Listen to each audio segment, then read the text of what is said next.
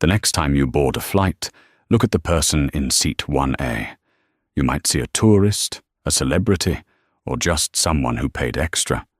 But on Globalis Air Flight 100 from JFK, seat 1A held Serafina James, a CEO whose company was worth more than the entire airline. And when a self-important passenger and a weak-willed flight attendant tried to put her in her place, they made a fatal mistake. They didn't just insult a passenger. They insulted the woman who held their financial futures in the palm of her hand. What happened next wasn't just karma. It was $1 billion execution. The Globalis first-class lounge at JFK's Terminal 4 was an exercise in forced serenity. Soft jazz trickled from hidden speakers, mingling with the clinking of heavy glassware and the hushed, self-important murmurs of people who measured their lives in market quarters and flight miles. Serafina James sat apart from them all in a high-backed alcove overlooking the tarmac. She was not just a CEO. She was the CEO. At 42, Serafina commanded Auragen Dynamics, a company she had personally dragged from a Silicon Valley garage concept into a $50 billion biotech and AI behemoth. Her face had graced the cover of Forbes and Wired, her mind dissected by the Wall Street Journal. She was dressed in a way that defied easy categorization, a bespoke charcoal-gray cashmere travel suit, minimalist, yet screaming expense. Her hair was pulled back into a severe, elegant chignon, and her eyes, the color of dark amber, missed nothing. She was flying to London. This wasn't a pleasure trip. It was a coronation. Her phone, a secure, modified device that barely resembled a civilian model, vibrated softly. She glanced at the screen. Marcus Thorne, CFO. She answered. Marcus, she said, her voice low and smooth. Serafina, we're green across the board. Marcus's voice was sharp, energetic, a perfect counterpoint to her calm. The final tranche of the mezzanine financing is secured. The $1.05 billion for the acquisition is sitting in escrow, locked and ready. All it needs is your final sign-off in London. Project Titan is a go. Good, Serafina said, watching a 747 lumber toward its gate. And Kensington Capital? Are they ready? They're practically salivating, Sarah. This deal makes them. It validates their entire fund. The old man, Robert Kensington, is practically rolling out the red carpet. He's sending his son, Arthur, to meet you at the closing dinner. Just a formality. The lawyers have triple-checked every clause. A formality, Serafina mused. She didn't believe in formalities. She believed in data, in leverage, and in control. This merger was her masterstroke. Auragen would absorb Kensington's advanced logistics AI, giving her company an unassailable monopoly on next-generation pharmaceutical distribution. It was a $1.05 billion key to a $100 billion kingdom. Any jitters, boss? Marcus asked. Jitters are an inefficient use of adrenaline, Marcus. You know that. I'm just ready to get this done. I'll be wheels up in 30. See you in London. Safe flight, Serafina. Try to sleep. You've earned this. She hung up, a flicker of a smile touching her lips. Sleep. It was a nice idea. She closed her eyes for a moment, not to rest, but to visualize. She visualized the press conference, the handshake, the immediate 10-point jump in Auragen's stock. Air Eugien. She visualized the new research wing the acquisition would fund. An attendant, obsequious and quiet, approached her. Ms. James, Flight 100 to London. Heathrow is now pre-boarding for first class. Serafina stood, the ambient noise of the lounge seeming to fade away as she gathered her slim leather briefcase. She was motion. She was purpose. She walked past the other passengers, a panther gliding through a flock of pigeons. Boarding the aircraft, she was greeted by the lead flight attendant. The woman, in her late 40s, had a plastic bright smile and a name tag that read, Brenda. "Welcome aboard, Ms. James," Brenda said, her eyes flicking to the passenger manifest in her hand. "You're in 1A, right this way. Can I get you a pre-departure glass of champagne? We're pouring a lovely Dom Perignon Rosé." "Thank you, Brenda. Just sparkling water with lime, please," Serafina replied, sliding into the spacious suite that was 1A. It was more of a small apartment than a seat, complete with a closing door, a fully flat bed, and its own minibar. She settled in, the scent of expensive leather and cabin-filtered air enveloping her. She took out her laptop, intending to review the final merger documents one last time. This was her sanctuary. 7 hours of quiet, focused work before the biggest triumph of her career. The cabin slowly filled. The quiet murmur of other first-class passengers. The gentle thud of expensive luggage being stowed. Brenda delivered her water with a practiced flourish. Everything was precisely as it should be. Controlled, orderly. Then, just as the cabin door was about to be closed, she heard it. A loud, braying voice from the galley. "I don't care what the gate agent said. This is my plane, I'm a Platinum Premier member, and I will have my seat." A man burst through the curtain into the first-class cabin. He was tall, flushed, and carried the heavy reek of expensive whiskey. His blonde hair was artfully messy, his Savile Row suit rumpled. He looked like a man who had never been told no in his life, and resented the very concept. This was Arthur Kensington. He locked eyes on Serafina, who was sitting, laptop open, in 1A, his lip curled in an unmistakable sneer. He didn't see a CEO. He didn't see a Forbes cover. He saw a black woman in his seat. He snapped his fingers at Brenda, who had hurried up behind him. "Brenda, darling," he slurred, his voice dripping with condescension. "There seems to be a mistake. You've got someone in my suite." The atmosphere in the first-class cabin, so carefully curated for calm, cracked like thin ice. The few other passengers, a hedge fund manager in 2F, an elderly couple in 3A and 3C, all paused, their champagne glasses halfway to their lips. Serafina slowly raised her eyes from her laptop. She looked at Arthur Kensington, taking in the $5,000 suit, the $20,000 Patek Philippe watch, and the $50 expression of pure, unadulterated entitlement. She said nothing. Brenda, the lead flight attendant, was trapped. On one side was a calm, seated passenger. On the other was a loud, aggressive, and clearly important man who knew her name. She made her choice in an instant. "Oh, Mr. Kensington, it's so good to see you again," she gushed, her professionalism dissolving into anxious fawning.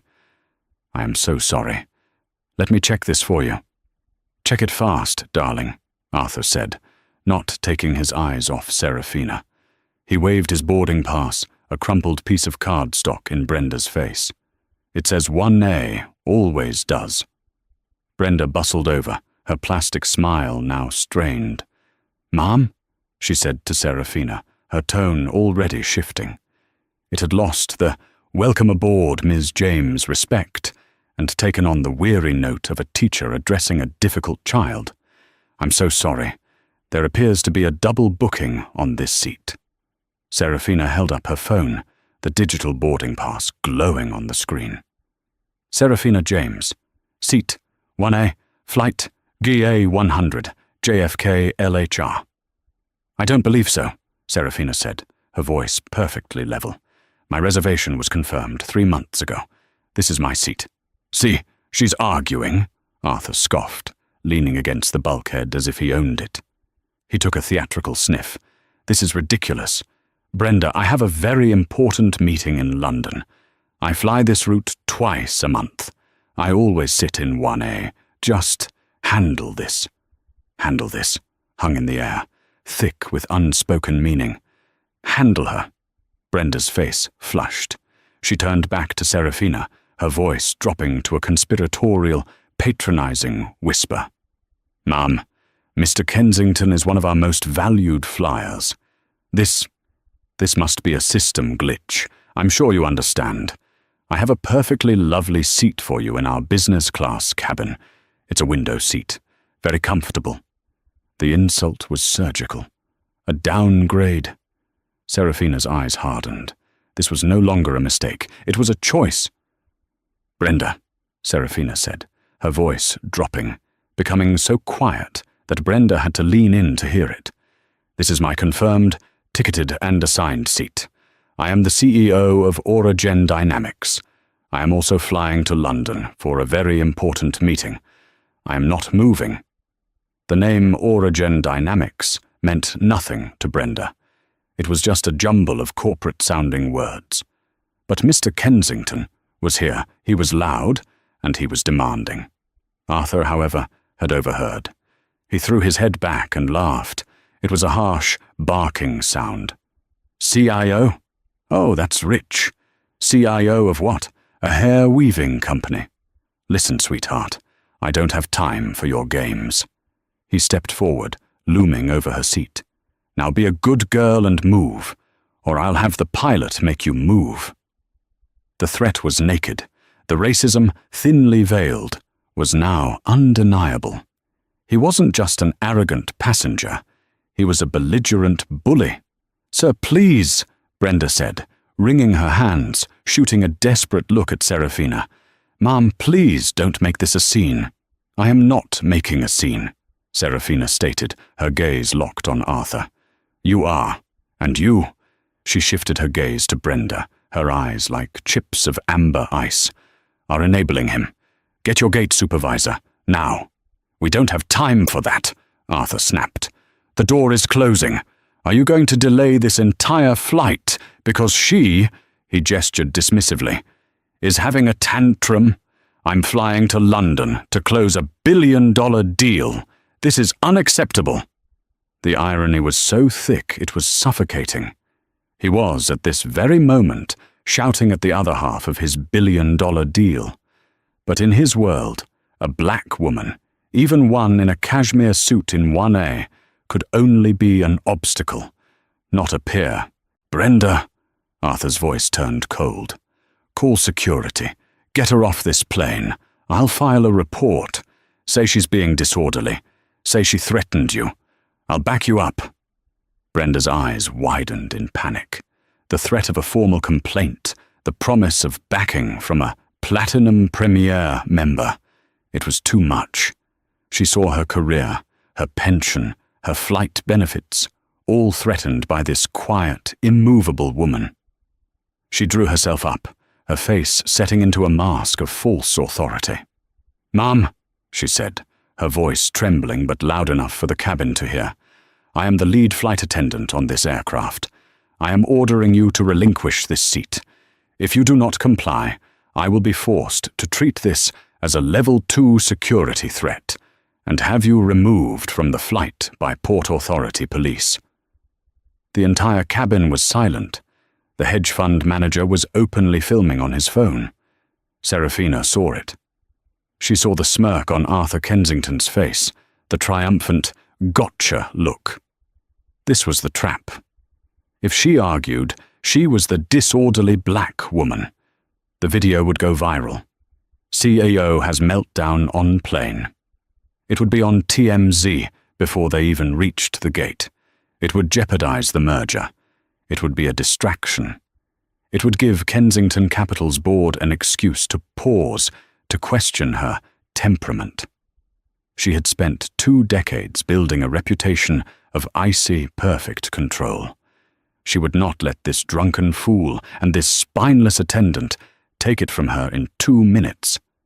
Serafina looked at Arthur, then at Brenda, then at the man filming. Slowly, deliberately, she began to pack her laptop into her briefcase. Arthur let out a little humph of victory. Brenda's shoulders sagged in relief. Serafina stood up. She was not as tall as Arthur, but in that moment she dominated the space. She smoothed the front of her jacket. "Fine," she said. Arthur's smirk widened. Good girl. Now Brenda, my Dom Rosé, and make it snappy. Serafina paused, looking directly at Brenda. What is your full name? It's just Brenda, the attendant stammered. Your surname, Brenda. For my report. The attendant's face went pale.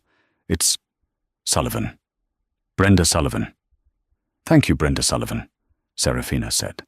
Then she looked at the drunk, victorious man settling into a seat. 1A. And you are Arthur Kensington. I will remember that. You do that, sweetheart, Arthur said, already waving her away, picking up the first-class menu. Maybe send me a postcard from business class. With the eyes of every passenger on her, Serafina James picked up her briefcase, took one last look at the man who had just stolen her seat, and began the long, humiliating walk back, past the first-class curtain, through the premium economy cabin, all the way to her new assignment. It wasn't a window seat, it was 22B, a middle seat, in business class. The walk of shame was a gauntlet. The curtain between first and business class felt like a membrane separating two worlds. In front, the hushed, spacious pods. Here, a denser, tighter cabin, still comfortable by any normal standard, but a stark, deliberate demotion. Every passenger she passed seemed to be aware of the confrontation. She saw it in their quick, averted glances, their pitying stares, their whispered comments as she moved down the aisle. She, Serafina James, the architect of a biotech empire, was being paraded like a disciplined schoolgirl. Her new seat, 22B, was an offense, tucked between a portly man in 22A who was already snoring and a young, flustered mother in 22C trying to wrangle a tablet for her toddler. The air was warmer here, the smell of baby wipes and stale pretzels replacing the subtle lavender and leather of the front cabin. Serafina slid into the seat. Her knees, even in this upgraded cabin, almost touched the seat back in front of her. The humiliation was a physical thing, a hot, coiling presence in her stomach. It wasn't about the seat. It was about the principle.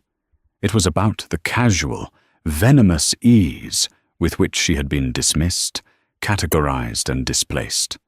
She watched as the flight attendants, Brenda Sullivan's subordinates, moved through the cabin, their smiles tight. They knew what had happened. One of them, a younger woman, approached Serafina. "Ma'am?" she whispered, her eyes full of genuine apology. Can I get you anything? A drink? A blanket?" "No, thank you," Serafina said, her voice a tight, controlled monotone. "I'm fine." "I'm not fine." She closed her eyes as the plane pushed back from the gate. The safety video began to play. She felt the vibration of the engines, a low rumble that seemed to echo her own cold, building fury. This was not just an insult.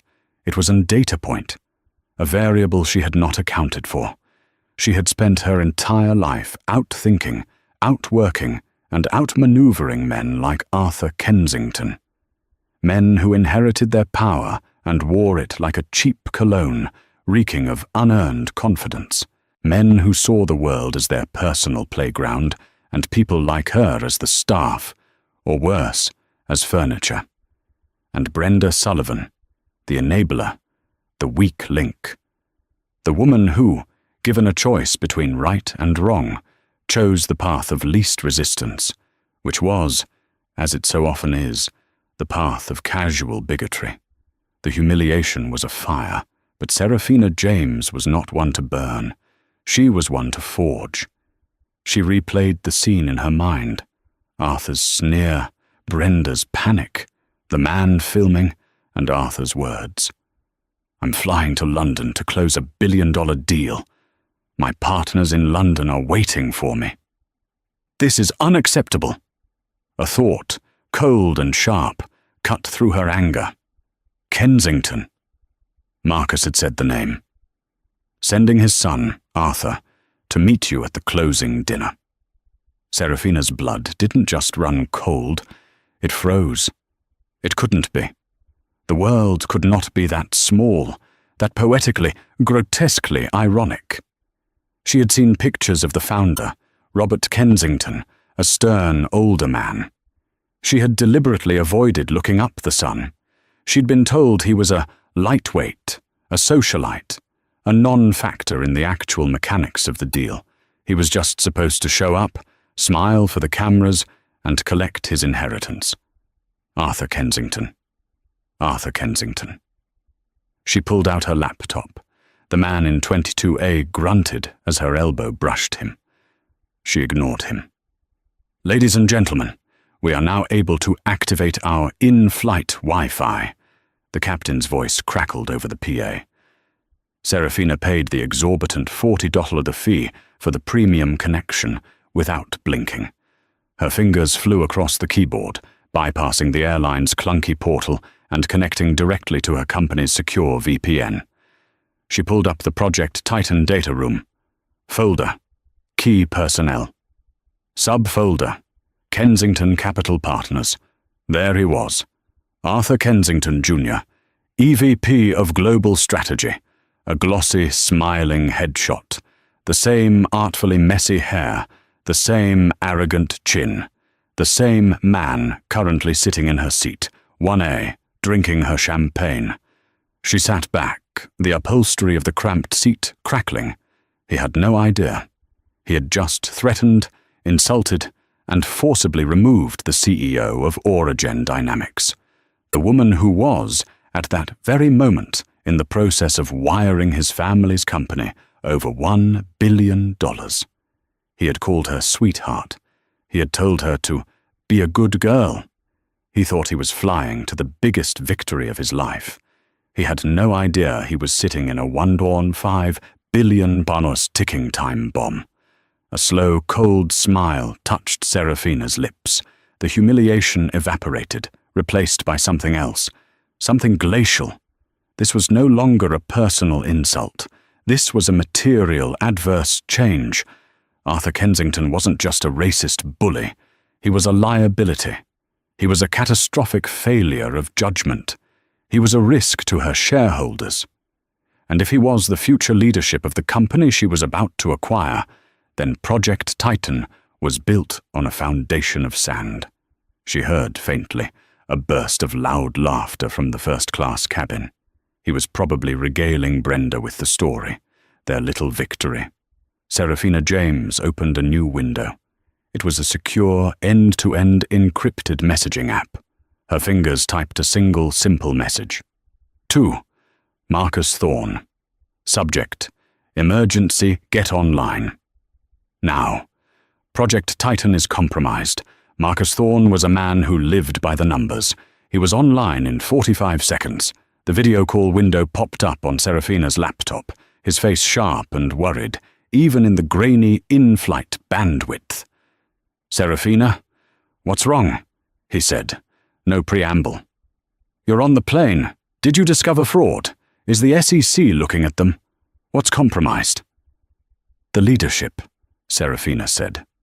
Her voice was perfectly calm, which Marcus knew, after 15 years of working with her, was far more dangerous than if she were screaming. The future of Kensington Capital is compromised. What are you talking about? Robert Kensington is stable. The board is solid. The tech is... Arthur Kensington is on this flight, Marcus. Marcus frowned. Okay. The formality. The playboy son. Is he drunk? Did he say something stupid? Serafina looked directly into the laptop's camera. The man beside her was snoring loudly, a rhythmic, wet sound that she tuned out completely. He's in my seat, she said. What? Like he's sitting next to... No, Marcus. He is in my seat. 1A, I am in 22B, a middle seat, in business class. Marcus's face went from confused to blank, his mind processing the data. What? Explain, now. Serafina recounted the entire incident. She spoke in the same dispassionate tone she used for quarterly earnings reports.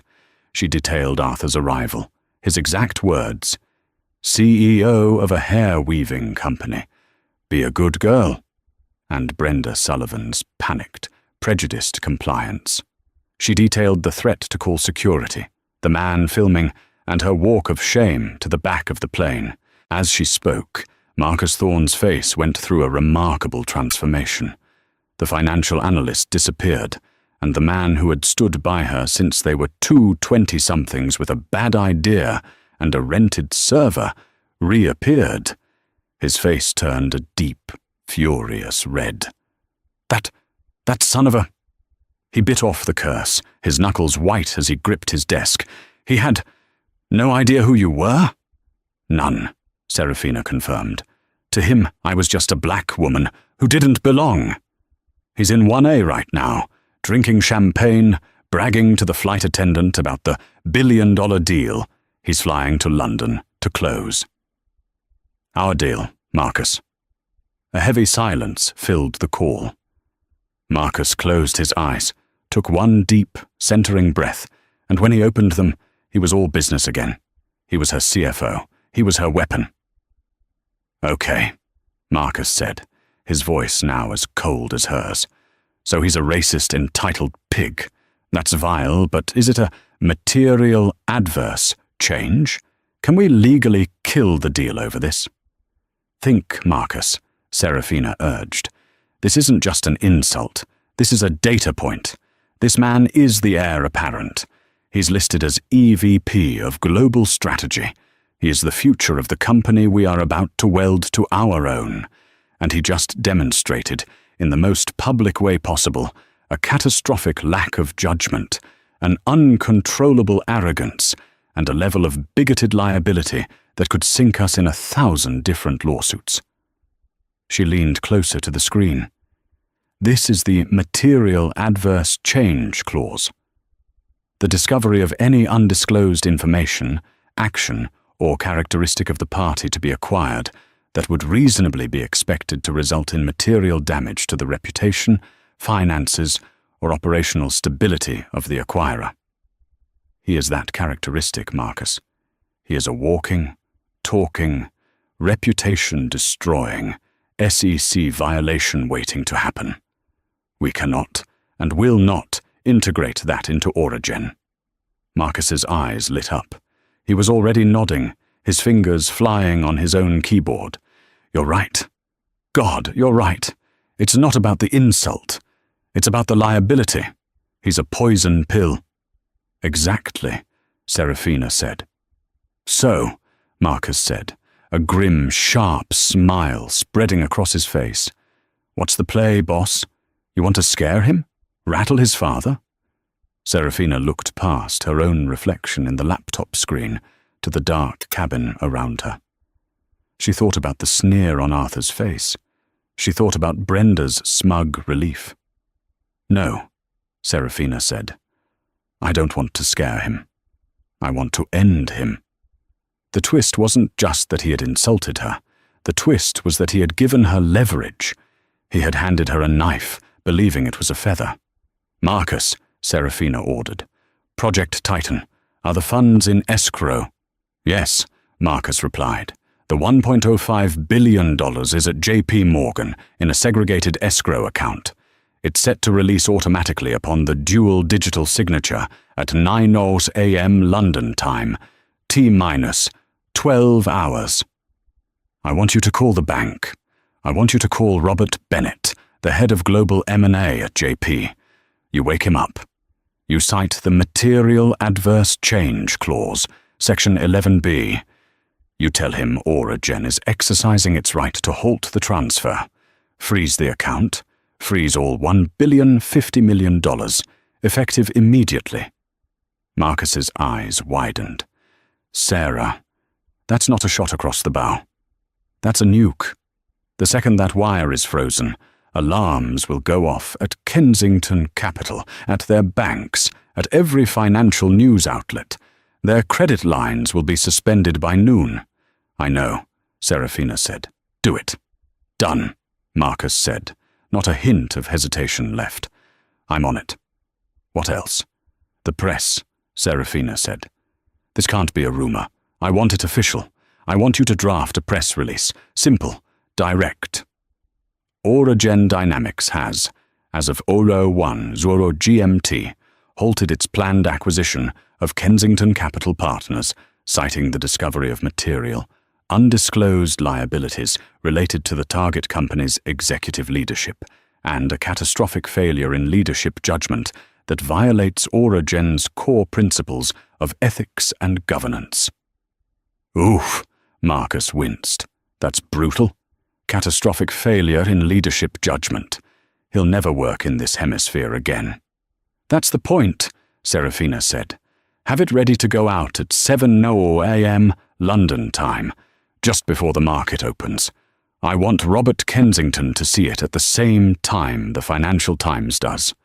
I'll write it myself, Marcus said, his fingers already typing. God, Serafina, this is next level. We're not done, Serafina said. A new, colder thought had just occurred to her. This flight, Globalis Air. What about them? They're our corporate carrier, aren't they? Yes, Marcus said, pulling up another file. We have a $50 million annual contract with them, all our domestic and international executive travel. Why? Serafina's expression was grim. Brenda Sullivan, the lead flight attendant, was the one who enforced Arthur's demand. She threatened to have me arrested. She enabled this entire thing. She chose to protect a loud, drunk, platinum member over a ticketed, confirmed passenger. She's getting fired, Marcus spat. Oh, much more than that, Serafina said. Pull the contract, Marcus. All $50 million, pull it tonight. Cite failure to ensure passenger safety and discriminatory practices by cabin crew. Let their CEO wake up to that email. Consider it gone, Marcus said. He paused, a look of pure, predatory genius on his face. Sarah, wait. Oh, this is beautiful. I just checked the Project Titan holding files. Kensington Capital. Do you know who their parent company's biggest institutional holding is? What they're leveraged against? Serafina waited. Marcus grinned. A 15% stake in Globalis Air's parent holding company, GA Holdings. It's what they used as collateral for the bridge loan. Serafina James went perfectly still. The snoring of the man in 22A, the hum of the engines, the entire world seemed to fade. It was a perfect closed loop. Marcus, she whispered, do you understand what you just said? I think so, Marcus said, his voice alive with the thrill of the kill. By freezing the $105 billion deal, we are about to make Kensington Capital insolvent. When that news hits, their creditors will execute a margin call. To cover their debts, the first thing they will be forced to liquidate is their largest, most public asset. Those Globalis Air shares. Marcus picked up the thread, his voice a low, excited hiss. And when a 15% stake in an airline is dumped onto the market at 7 a.m., at the exact same moment that airline's other biggest corporate client, Auragen, publicly cancels a $50 million contract, what happens to their stock, Serafina? It doesn't just drop, Serafina said, a single icy laugh escaping her. It evaporates. It ceases to exist. She had just found the one call. This wasn't just about freezing $1 billion. This was about vaporizing two companies with one single, perfectly executed decision. Marcus, Serafina said, execute. Execute it all. Copy that, boss, Marcus replied. Sleep well. I'll have a car waiting for you at Heathrow. A different one. Ours. The call ended. Serafina James closed her laptop. She leaned her head back against the cheap, stiff upholstery of seat 22B. The man in 22A was still snoring. The mother in 22C was now quietly weeping as her child watched a cartoon. And in the front of the plane, in seat 1A, Arthur Kensington was fast asleep, drunk on stolen champagne, dreaming, no doubt, of the $1 billion that no longer existed. Serafina closed her eyes. and for the first time that night. She smiled. The next 4 hours of the flight passed in a state of suspended animation. Serafina did not sleep. She meditated. She channeled her lingering anger, that hot, humiliating coal, and compacted it into a diamond-hard point of focus. She wasn't a victim. She was a weapon. She mentally reviewed every step. 1. The deal freeze. Marcus would be on the phone with J.P. Morgan right now. The call would be routed to the London office, waking up the bank's M&A chief. The words material adverse change and breach of governance would be legal-grade explosives. The $1.05 billion would be locked down before the sun rose over the Thames. 2. The press release. At 7:00 a.m., the wire services, Reuters, AP, Bloomberg, would light up. Origen halts 1BL's acquisition. The key phrase, catastrophic failure in leadership judgment. That wasn't just business. It was a character assassination delivered with the cold, impersonal precision of a drone strike. 3. The airline contract. Simultaneously, the $50 million cancellation notice would hit the inbox of Globalis Air's CEO. This would be the 1-2 punch. But the masterstroke, the piece of beautiful, accidental karma, was the margin call. By killing the deal, she wasn't just taking her money back. She was triggering a financial cascade that would force Kensington Capital to destroy Globalis Air, the very airline that had facilitated their heir's arrogance. It was, she thought, a perfect ecosystem of consequences. As the first grey light of dawn began to seep through the cabin windows, the plane began its descent into London Heathrow. The fasten seatbelt sign chimed. Up in first class, Serafina could hear the attendants gently waking their passengers. Mr. Kensington? Mr. Kensington? We'll be landing in 20 minutes. Can I get you a hot towel? An espresso? She heard his grunting, hung-over reply. Ugh. Yeah, fine. Black. He was waking up to his last day as a rich man. Serafina gathered her briefcase. She was calm. The fury had passed, leaving behind the clean, quiet satisfaction of a problem solved. The passenger in 22A woke with a start, blinked at her, and then looked away, oblivious. The plane touched down at Heathrow with a gentle bump. It taxied for 15 long minutes, pulling into its gate at Terminal 5. The bing of the seatbelt sign was a starting pistol. Up front, Arthur Kensington was on his feet instantly.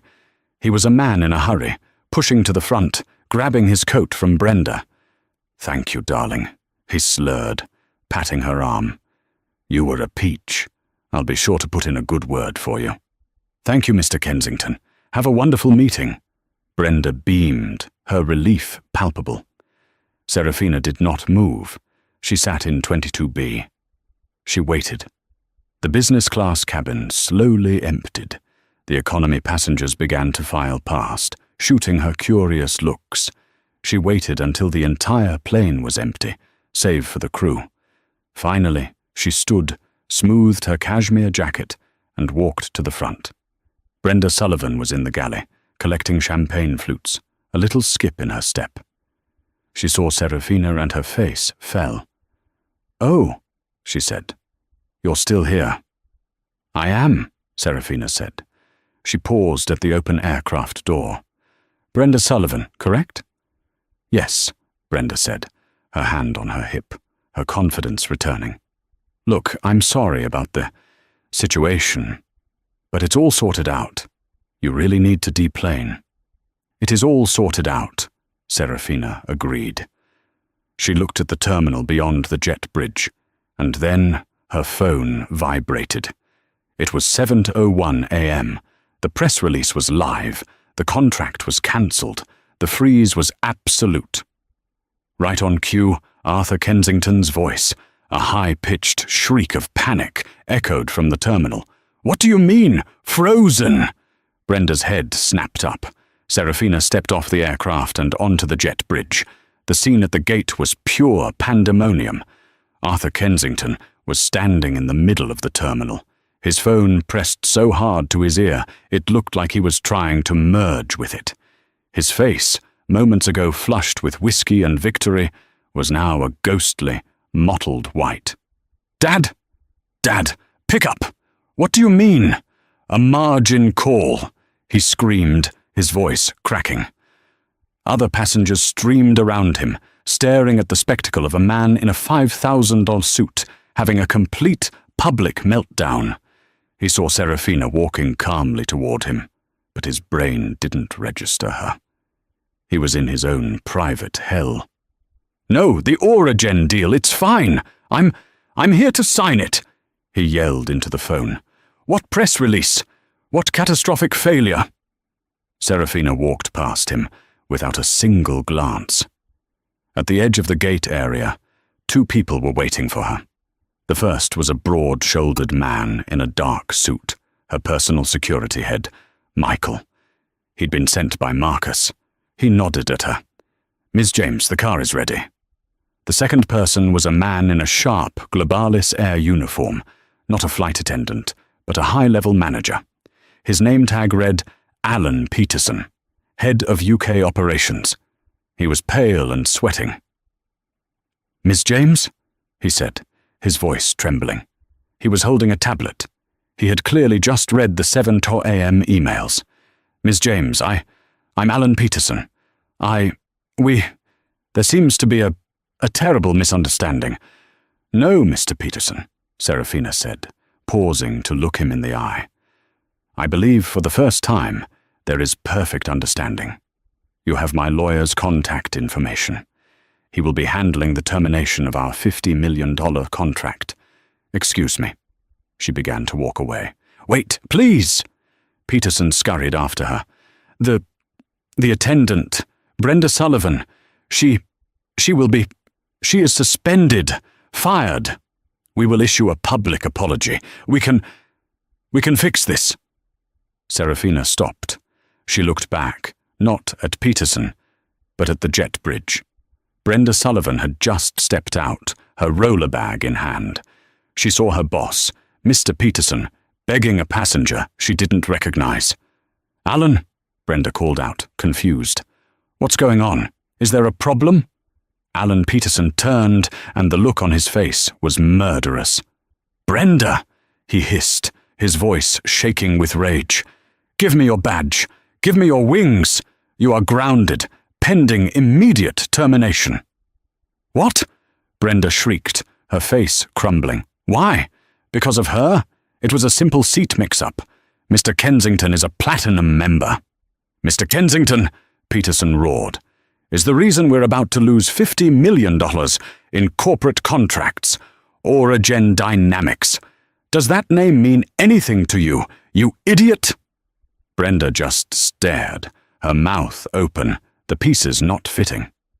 "And that," Peterson said, pointing a shaking finger directly at Serafina, "is Serafina James, the CIO." Brenda Sullivan's entire world tilted. The color drained from her face. She looked at Serafina, who just stood there, impassive, watching.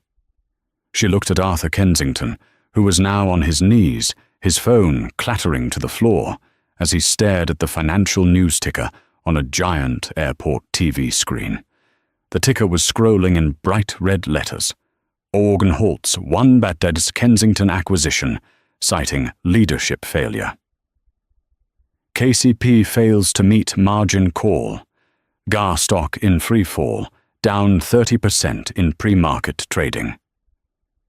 "Oh my God," Brenda whispered, her hands flying to her mouth. Oh my God, I didn't know." "You didn't need to know," Serafina said, her voice cutting through the chaos. "You just needed to do your job. You just needed to be decent. You failed."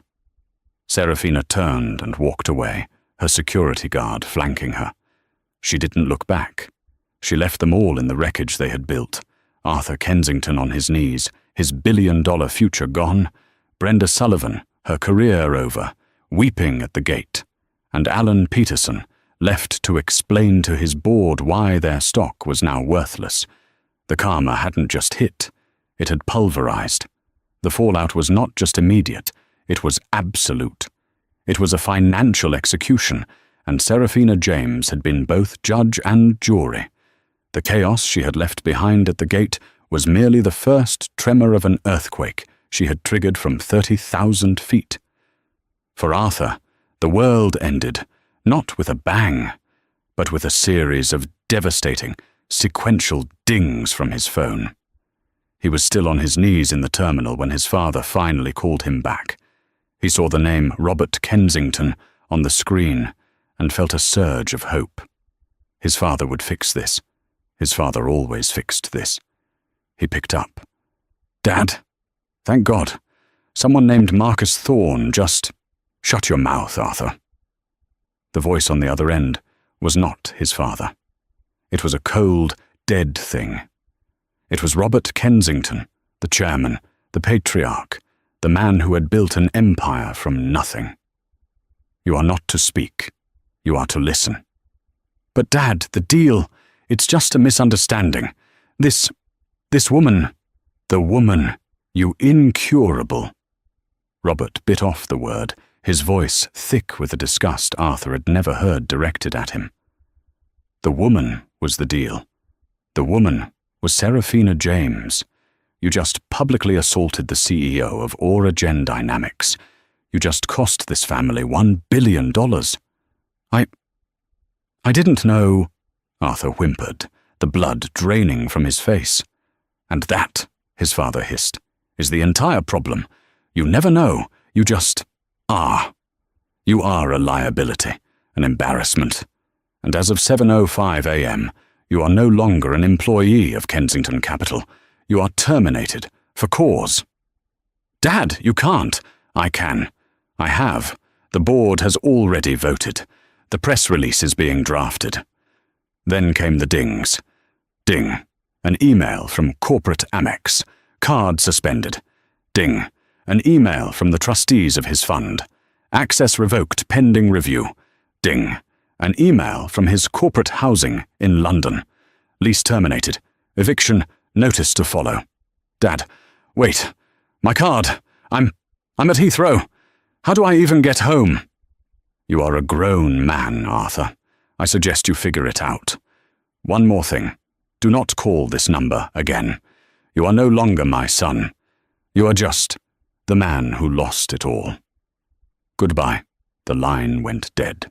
Arthur Kensington sat on the floor of Terminal 5 for a full 10 minutes, a ghost in a Savile Row suit. He tried to check into the Sofitel at the terminal. His personal credit card was declined. He called his friends, the ones he was supposed to meet for celebratory drinks at the Shard. They all went to voicemail. The news was already spreading through the financial elite, like fire in a paper mill. He was a pariah, a walking joke. The Financial Times headline the next day was merciless. "The billion-dollar seat, how Arthur Kensington's arrogance destroyed a dynasty." His family's company, Kensington Capital, didn't just fail, it imploded. The margin calls from their creditors were unmeetable. The company, leveraged to the hilt in anticipation of the $1.05 billion cash infusion, was insolvent by noon. They filed for Chapter 11 bankruptcy before Serafina had finished her first meeting in London. Arthur Kensington, the man who thought 1A was his birthright, was last seen trying to use his Patek Philippe watch to barter for a taxi ride. Brenda's fate was just as swift and far more public. She was ushered into a small, windowless office by a stone-faced Alan Peterson, who had just gotten off a 15-minute call with the furious CEO of Globalis Air. "Brenda," Alan said, his voice a low, shaking monotone. "Hand me your ID, your wings, your non-rev pass, all of it." "Alan, please," she begged, tears streaming down her face, ruining her carefully applied makeup. "It was a mistake. He was a platinum premier. He knew my name. I was trying to de-escalate." "De-escalate?" Alan's voice rose to a shout. You threatened a passenger. You threatened a confirmed first-class passenger with arrest to appease a drunken bully. And not just any passenger, the CEO of Auragen Dynamics, our $50 million corporate client. I didn't know, she wailed, the same pathetic defense Arthur had used. You didn't need to know. He slammed his hand on the desk. You just had to read the manifest. You just had to be fair. You just had to not be a... You're done, Brenda. Fired. Effective immediately. Security will escort you out. But her humiliation was just beginning. The passenger in 2F, the hedge fund manager, was a man named Gregory Meeks. He hadn't just filmed the encounter, he had analyzed it. He saw Serafina's icy calm, recognized Arthur's type, and knew something big was happening. When the news broke at 7:00 a.m., he didn't just sell his Globalis stock short, making a cool $2 million in an hour. He also sent his high-definition video to a contact at Forbes, with the subject line, "The face that sank an airline." By the time Brenda got back to her flat in Chiswick, the video was everywhere. It was on the Daily Mail, The Sun, TMZ, CNN. Her full name, her face, her panicked, fawning voice, her cruel threat. It was all on a 2-minute loop for the entire world to see. Her local Facebook group was filled with pictures of her. Her email was flooded with hate. She became, overnight, the face of airline Karens, a global symbol of petty tyranny and discrimination. She called the flight attendants' union, sobbing. The rep listened to her story, put her on hold for 5 minutes, and came back with a voice of stone. "Brenda, I've seen the video. You threatened a passenger. You gave up your authority to another passenger. You violated DOT regulations on non-discrimination. We will not be representing you in this. There's nothing to defend. Goodbye."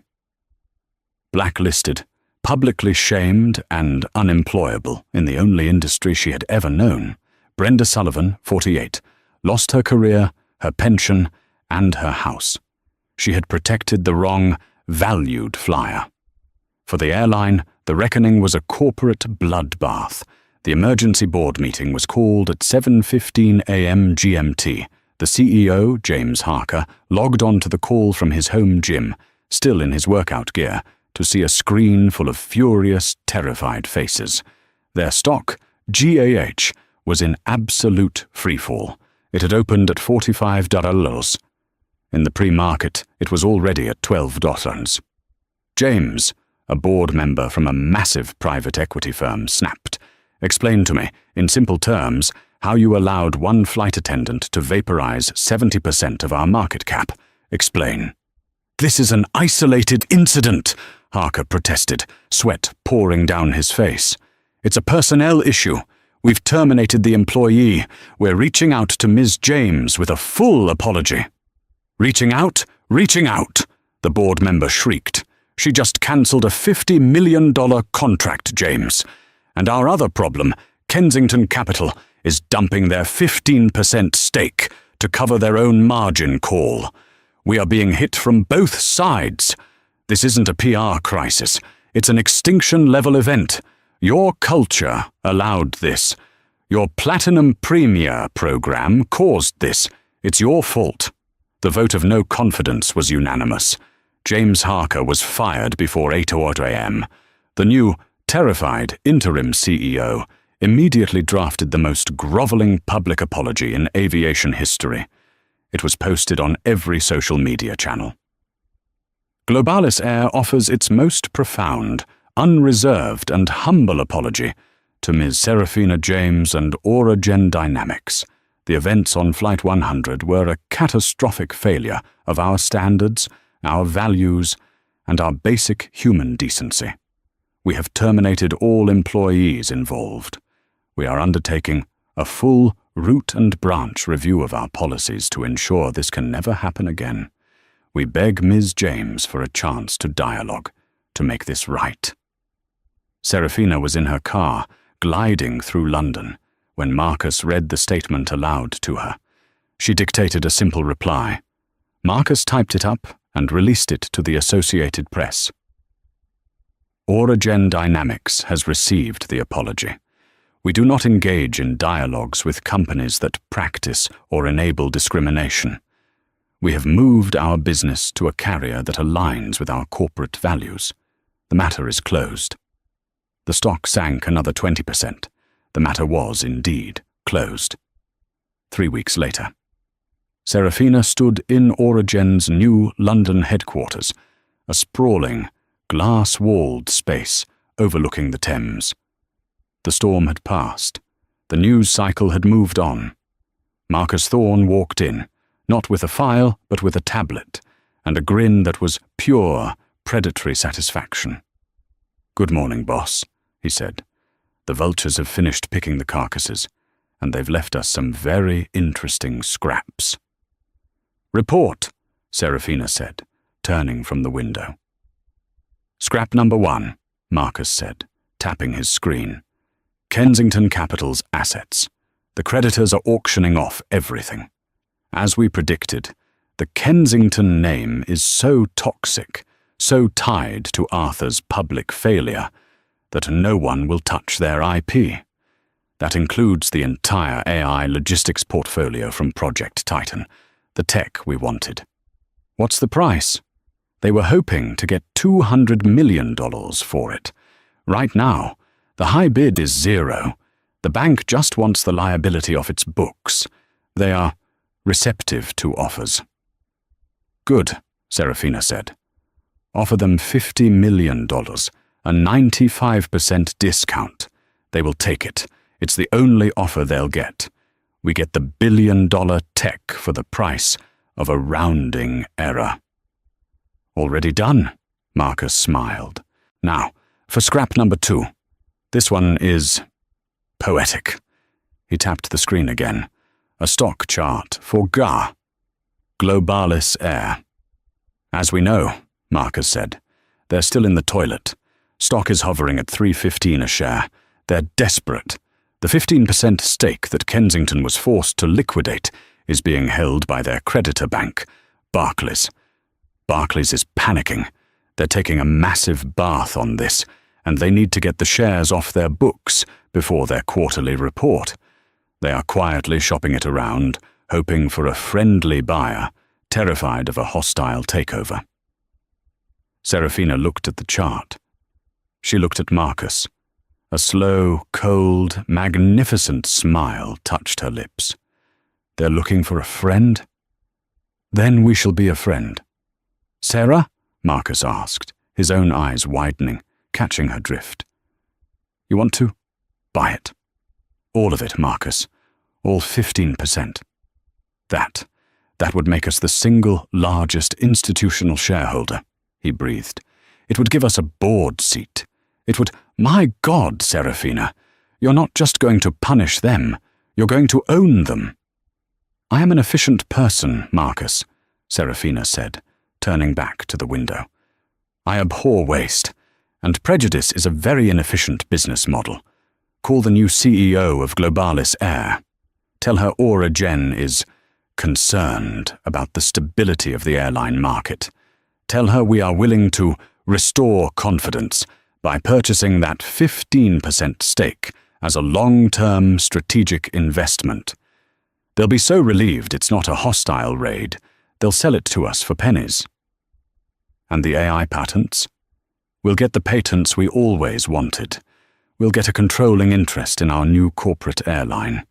And I," she said, her voice dropping, "will personally oversee that root and branch review of their corporate culture. I'll be attending their next board meeting." She had not just gotten an apology. She had not just gotten karma. She got control. The next time Serafina James flew to London, she didn't just have seat 1A. She had a seat at the head of the table. She owned the company. That right there is not just a story of karma. It's a story of power. It shows what happens when outdated arrogance meets modern, calculated power. Serafina James didn't just get mad, she got strategic. She didn't raise her voice. She raised the stakes to $1 billion level. She proved that the best revenge isn't just living well, it's owning the company that wronged you. This is a true life lesson. The person you underestimate, the person you dismiss, might just be the one who holds all the cards. What did you think of Serafina's ultimate move? Was it brilliant, or was it brutal? Let me know your thoughts in the comments below. And if you loved this story of real-life justice and want to hear more stories of karma hitting back hard, make sure you hit that like button, share this video with someone who needs to see it, and subscribe to the channel. Don't forget to ring that notification bell so you never miss a story.